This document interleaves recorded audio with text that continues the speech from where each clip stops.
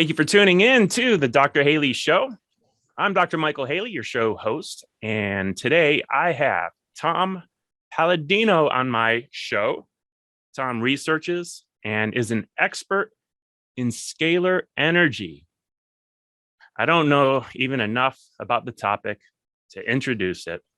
I've heard bits and pieces over the years, and probably out of fear or skepticism, I avoided digging in, and today I'm facing those fears and inviting you to join me in facing your fears.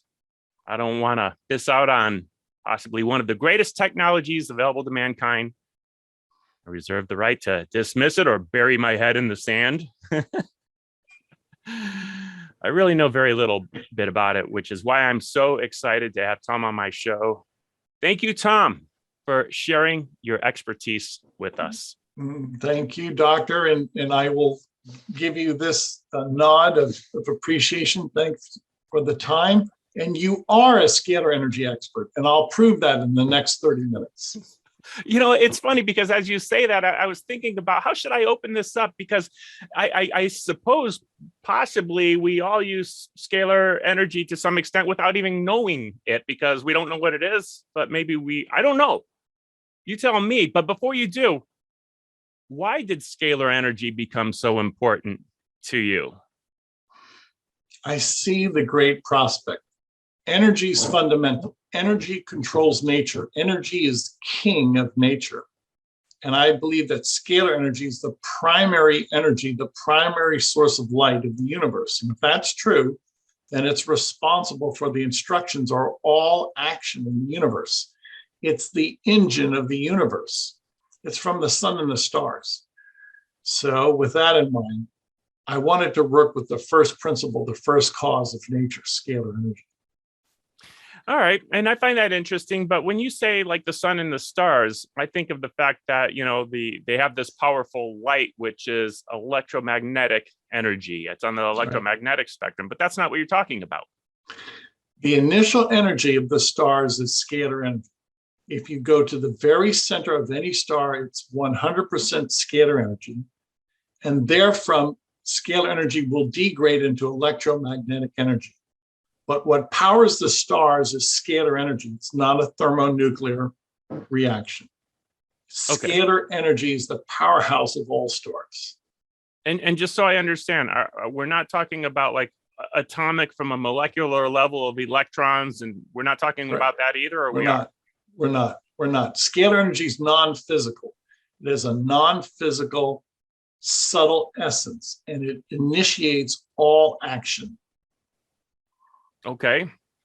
You know, from well, in my upbringing and my learning over the years, I understand that there is a universal intelligence. I've heard it referred to a God energy, Yes. and all knowing. Yes.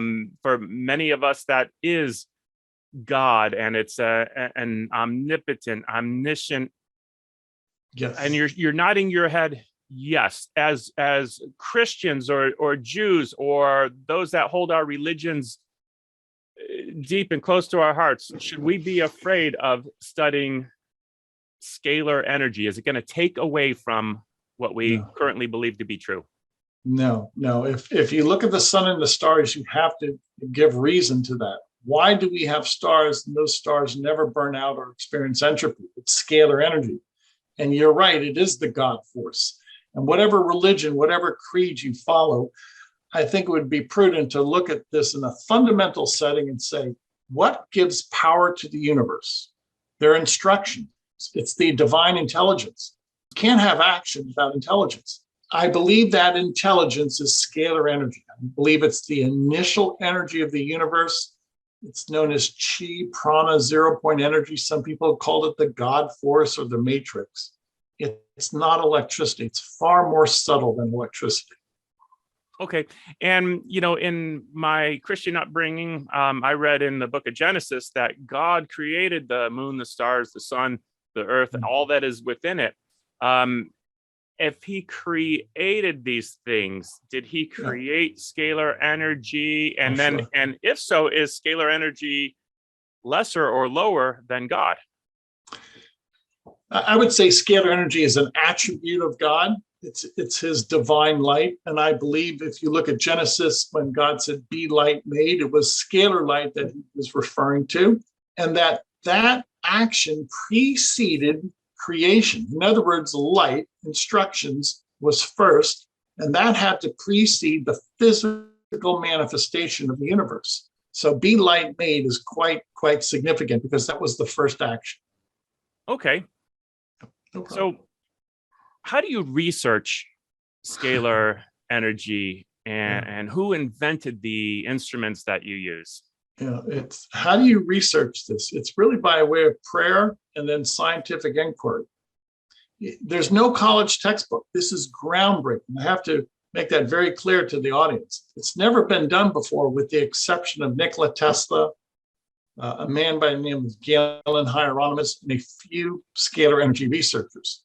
Now, why do I say that? Why is this such a narrow field? Well, to really understand this energy, you have to invent instruments. You can theorize all day long, but once you have an instrument, then you can control the energy, then you can start building the science. It's no longer a theory, it's practical. So Tesla, Hieronymus, and a few other scientists developed scalar energy instruments. I work with a brilliant engineer, and essentially we copied Nikola Tesla and Galen Hieronymus. They were if you will, the founding fathers of this science. And with that, it's a very narrow focus because so few people have taken up this discipline. It's very real. The world will eventually grasp the fact that there's two energies. Scalar energy is the supreme energy, if you will. Okay. Because you brought up Tesla, I want to talk a little bit more about Nikola Tesla, not to confuse anybody over the car that people are familiar with, yes. Tesla. This is definitely, that's using electric power to move automobiles. That's not what we're talking about. Right, exactly. Thank you. That's a good caveat. Yes. Okay. Yes. And Tesla automobiles are not using Nikola Tesla's technology, correct? That's correct. The Tesla cars today are powered by electricity, which is great. Tesla was the founding father of AC electricity. That's what he's known for. But later in his life, he was really the founding father also of scalar energy. He was developing cars that would run on scalar energy, not electricity. He was developing towers that would broadcast this scalar energy, this star power. So this is what many people don't quite grasp, his intellectual prominence. Today, we still can't keep up to the guy. He was the first man to develop a scalar energy instrument. And we don't understand what he was doing. Well, I do. He was on to the next chapter of technology, which is scalar technology. Okay. Now, and this is different than also, say, PEMF. People are using PEMF for treating health conditions. I'm all for any modality that's safe and effective. I have to make this very clear. There's two energies, and scalar energy is quite different than that of electricity. It's not of the electromagnetic spectrum. It actually does not have a frequency because it's all encompassing. It pervades the universe. You don't need a frequency to deliver the signal. So scalar energy, what Tesla called radiant energy, he realized that this was from the sun. And that's what he was capturing, sun energy or star energy. If you look at his inventions later in his life, there was no armature or turbine. There was no motion. He was simply capturing star energy. He did away with engines. There's no engine in scalar energy. There's only a capacitor to capture the energy of the universe. So the engine are the stars. That's your engine. That's your armature. That's your piston. That's your, if you will, wheelhouse, so to speak. Okay. And I've got a lot of great questions coming up around the practicality of using scalar energy. But just to understand that a little bit more, can we measure scalar energy? No. Why? It's infinite. You can measure a mile, a kilometer. You can measure a gallon, a pint. You cannot measure God. It's infinite. So there's never going to be a basic unit for scalar energy. It pervades the universe. So how could you measure the infinite universe? You can't. You can't measure infinite. You can only ascertain its effect, or look at the cause and effect relationship, or see its changes, if you will. You can vary the energy. It is mutable, but you cannot measure the infinite. Okay, and what is some of the evidence for its existence? There's so many. If you look at our DNA, it is a double helix. It has a major groove and a minor groove. And then if you were to look at the major and minor groove of a scalar wave, it's a double helix likewise, it's identical. So I've always contended that the scalar wave, it's a double helix, creates our DNA. So the intelligence behind our DNA is a constant scalar wave.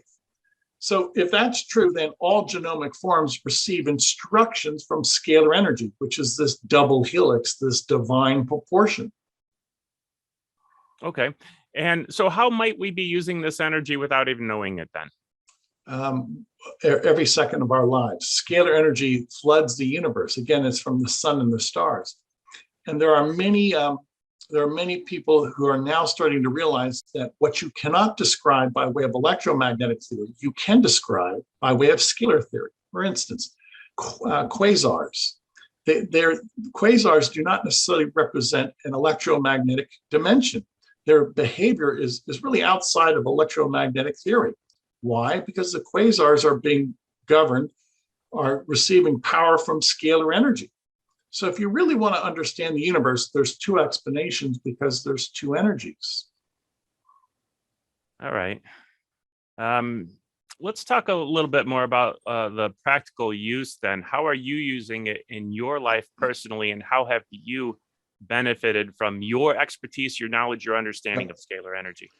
So I have scalar energy instruments that capture sun energy, star energy.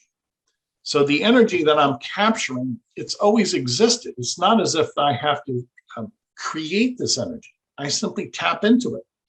And I've discovered that scalar energy, as the instructions of the universe, is responsible for a molecular form so that I can create a molecule or break apart a molecule. If I wanted to create a molecule such as a vitamin, a mineral, I can do that with my instrument. Or in reverse, I can take the molecular structure of a virus or a toxin and break it apart, transmute it. So my instrument affords me consummate control over molecular forms. And with that, my statement is scalar energy will allow us to create the physical environment that we want. In assembling molecules, nutrients, maybe even cells, I don't know. How do we use that practically? And you must need the materials to assemble something. You can't just assemble something without having the materials for it. Okay, I'm going to explain this. I'm going to explain this. I work with emailed photographs of people. Now, remember, this is not electricity. It doesn't behave like electromagnetic energy. People will email me a photograph, and I actually place a photograph inside an instrument. This is my photograph. And in so doing, I capture their quantum field or their energy field. So I'm working with instructions now. Those instructions are non-physical, and I can project energy into the person's aura or their quantum field. I do everything by way of photographs. So with this new science, it's non-physical. It's entirely non-physical. So I'm sending information, instructions from my instrument to the quantum field of a person by way of their photograph. Okay. The photograph works like a cell phone. Obviously, I'm not inside a cell phone when I'm having a conversation with somebody. My signal is sent by a cell phone. And my signal is sent, if you will, by the instrument working through the photograph. Okay. What are the specs for the photograph? I just got I updated my passport and I needed certain specifications. Any photograph will work because it captures your if you will, your soul, your manifestation. It captures your aura. And that's what I've discovered with scalar energy. A photograph is your energetic being. It's alive with scalar energy. Okay. I'm starting to understand something about that concept then, in the sense of, if that's the case, I guess it doesn't really matter much about the photo at all.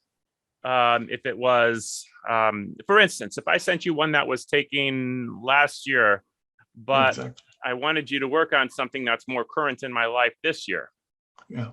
does it matter? The photograph always represents the person in the real time, the present moment. So people sometimes send me photographs that are 10 years old. It still, that photograph is a direct real-time report card of you now in the present moment. Okay, that's pretty cool. And I would suspect, I'm thinking out loud here, it would be similar, where if I pray for somebody, I don't necessarily know what they look like right now, Yes. but I'm thinking of that person in prayer, and that Brilliant. represents everyone that they are right now. Brilliant, Doctor. Brilliant. You see, you're a scalar energy expert. Scalar energy is prayer. It's non-physical. It's intention. It's God force energy.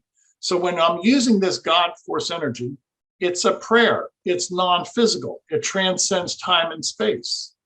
It offers instructions or grace. Whether I'm working by way of a photograph for a person with an instrument or by mental prayer for a person, they're identical operations. Very interesting. Then I'm guessing, in theory,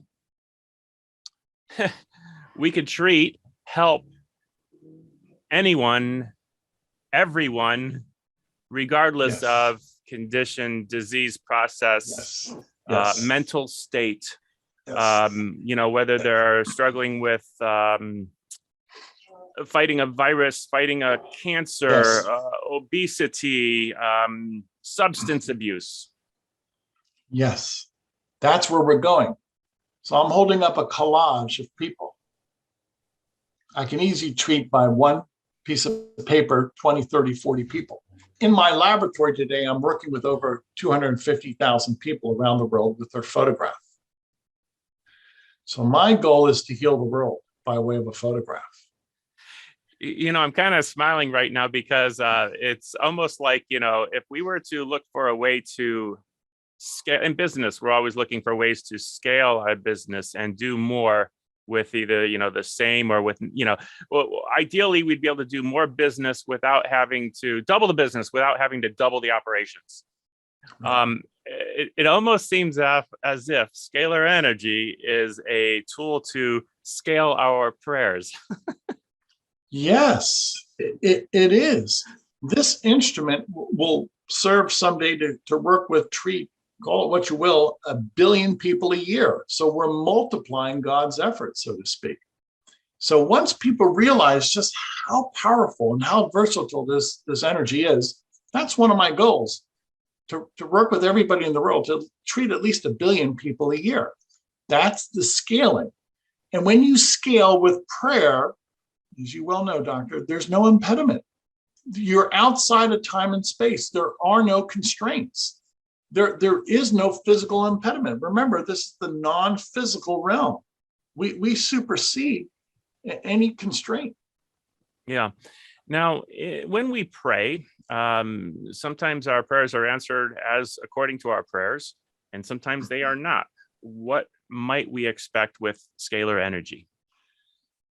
I can direct this instrument to perform certain functions. I can guarantee that I can, say, destroy a microbe, a germ, or I can guarantee that I can create a micronutrient. But that's, my ability is still limited. Now, likewise with prayer, some prayers are answered exactly as we want and some are not. Well, why? I don't know why God makes that decision, but I'll speak for myself. I think there's millions of applications, frankly, with scalar energy, but I'm one researcher and I'm limited in knowledge. So I am not going to discover everything. Okay. Theoretically, I'm thinking about this, just like we could pray for for people with certain addictions or, obesity or illnesses. I'm thinking theoretically, someone could be treated with scalar energy without knowing about it. Could this be a service that we could actually gift without somebody knowing? Yeah, I want all adults to make a decision to say, yes, I agree to this. Now, parents will frequently send me photographs of their children because they are the guardian of their children. Or many times people will send me photographs of their pets. But if you're of age, I'd like you to at least be educated as to what we're doing. Okay, and that makes sense, that people would be in on it. Interesting. Yeah. Okay. I'd like to know a little bit about some of the success stories. It's funny, in healthcare, we don't sell testimonials. We don't use them often.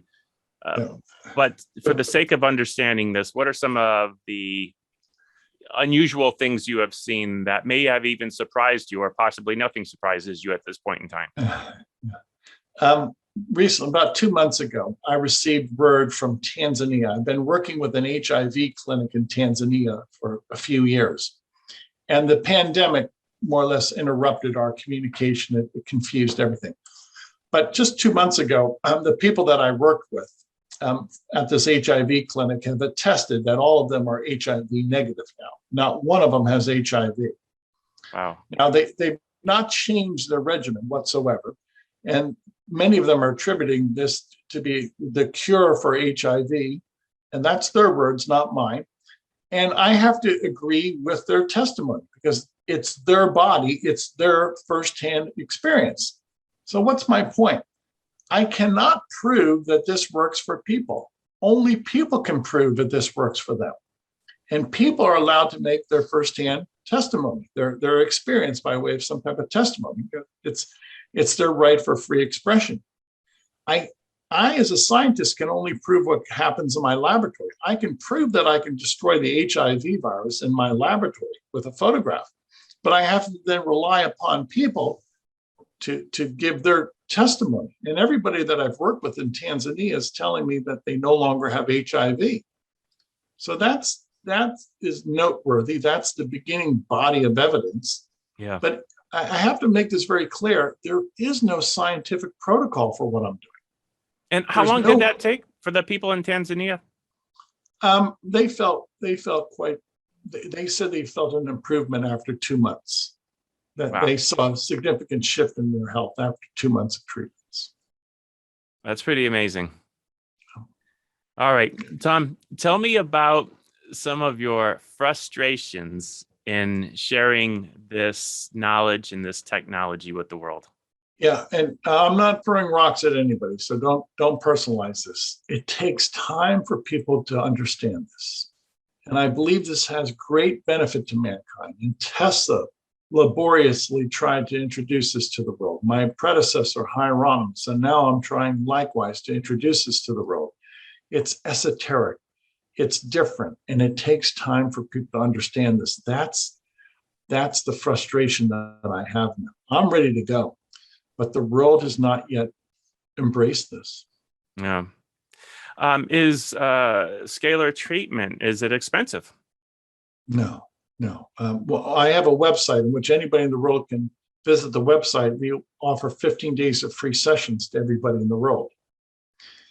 My goal is to ultimately treat everybody in the world. People are poor. Let's just be candid about that. Not everybody has money. So most of the people, 99% of the people in the world, I'm going to treat for free.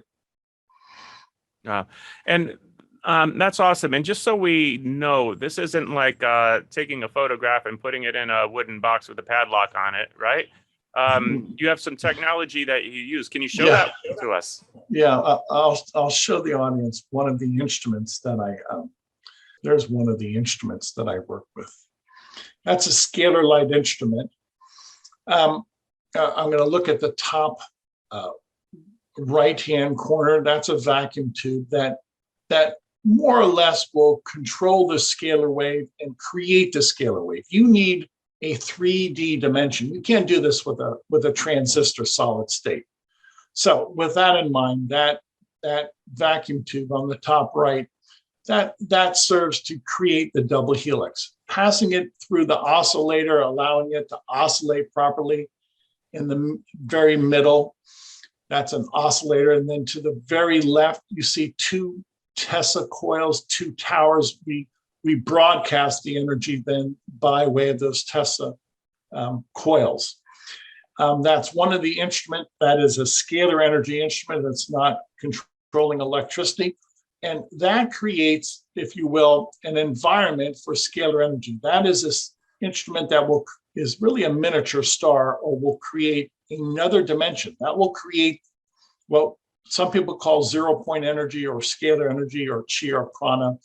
And in so doing, that instrument then allows us access to a different physics. That instrument allows us to access a dimension of non-physical reality, of information, of divine intelligence. And in so doing, within that scalar energy dimension, we can do so much more. We're unencumbered as compared to an electromagnetic environment. So that is a scalar energy instrument. It gives us access to a scalar energy dimension. And in so doing, it's a different physics. It's not electricity. Is this something that you designed, or did Nikola Tesla leave schematics? Or I designed this with a brilliant engineer, and it is in many ways, we've copied Tesla. He laid the foundation. So I've read his notes. I understand some of what he's doing. Nobody understands Tesla except God. And Tesla made this very clear. He was working with the wheelhouse of the universe, and he knew that this was kinetic energy from the stars. So the stars produce the kinetic energy, not a motor, not an engine. Yeah. Well, I find this fascinating, and something I definitely want to know more about. I'm still probably at that place where I don't know enough to even ask the right questions. What am I not asking you that I should be asking you, or what are we leaving out that people need to know about? I'm not being coy with you. You're an expert. Everybody's an expert at this. We just don't realize that there's two energies. The fact that you realize that this is informational, instructional, that it's non-physical, it shows that you've at least considered this, theorized about this in your life. If you look at, once again, our DNA, why do we have DNA, and what gives it order and structure? There's so many base pairs in DNA. It's such a complex molecule. And what maintains it? It has to be some intelligence, some divine intelligence. And if you look at all genomic forms, they're created by scalar energy. It's not electromagnetic. Electricity and magnetism experiences entropy. If our DNA, or any DNA, was created and maintained by electricity and magnetism, it would be reduced to nothing in a short period of time. What gives us this life-sustaining ability? It's scalar energy. Scalar energy is the wheelhouse of the universe. It's the initial energy of the universe. And once we realize that, then we're going to make such great advances. Tesla said that frequently. Once scientists realize that there's a non-physical dimension, and that they start working with non-physical science, we'll make great strides. Because it's the cause. Whereas I have nothing against chemistry, I have nothing against geology. That's the effect. That's the end product. That's the physical effect. It's not the non-physical cause. Yeah, I agree with you, and I understand and know that we have desensitized ourselves to scalar energy, to God, power, and life and energy. Right here, I have a cell phone that I've come to rely on. And it tells me, well, it doesn't tell me, I don't really use it as much as most people, but for a lot of people, it tells them when to wake up and when to go to bed and when to do this and when to do that. And we have become so programmed that we're no longer paying attention to life around us. I know we've desensitized ourselves in so many ways. And then there's other people that are in a constant communication with their creator, with their God. And the information is definitely two-way in certain people's lives. And you can tell because they make better decisions, So you're right. I get it. And I do understand that there's so much more than what we're experiencing in life and using to our advantage. So, Yes. Tom, Bravo. where can people, it's a rather short podcast for me, probably because I just don't know what else I should be asking, but where can we go to find out more information about you, about your services? Yeah. Scalarlight.com, SCALAR. Scalarlight.com is our website. Please look at least consider the 15-day free trial. If you agree, all we need you to do is email us a photograph of your face, your bust shot, just your head. And with that, include your family members and pets. And then for 15 days, we will balance your chakras, your brain waves, we'll create nutrients, and we will disassemble microbes and toxins, waste products. After 15 days of those 3 sessions, they're performed on a daily basis. You will see a shift. The greater majority of people see a shift, an improvement in their health. Now, keep in mind, this is non-physical. We work through your photograph. This is the new quantum era. We're not working with your electromagnetic body. We're working with your scalar body, which is a different dimension. All right. One of the things that I like to ask people is to give a word of hope too. And it sounds like you just did. So I don't need to ask you for that. You're awesome, Tom. I really appreciate you. I appreciate your passion for this and all the effort and really treading a path that is probably difficult in the sense that it's not appreciated yet. So I appreciate you. Thank you. And thank you for being on my show. You're a gentleman and a scholar. Thank you.